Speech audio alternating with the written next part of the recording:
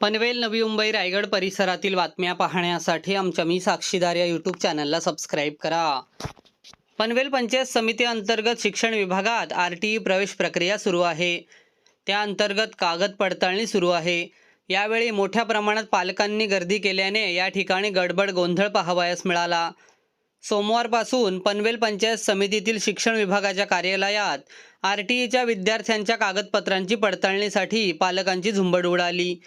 वाढती गर्दी लक्षात घेता शिक्षण विभागाने 200 टोकनचे वाटप केले. मात्र यावेळी जवळपास 600 ते 700 पेक्षा अधिक पालक आल्याने मोठ्या प्रमाणात गोंधळ उडाला.